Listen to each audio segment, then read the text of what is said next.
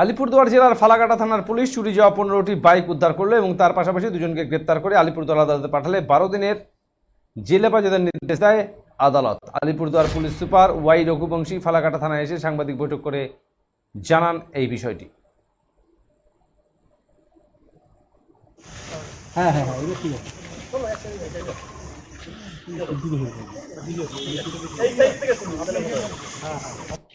Officer ভারপ্রাপ্ত अधिकारी समित तालुकदार এবং বাকি অফিসাররা মিলে বিগত কিছুদিন গত 2-2.5 মাস ধরে যে মোটরসাইকেলে চুরি হয়েছিল তাকে তদন্ত করে আপাতত এখন পর্যন্ত 3 জনকে অ্যারেস্ট করা হয়েছে।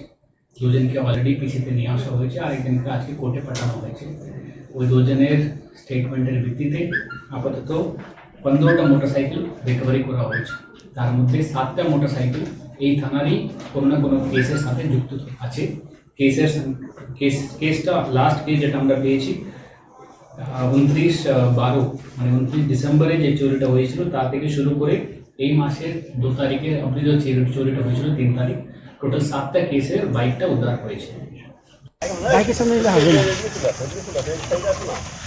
হ্যাঁ, এটা ঠিক আছে।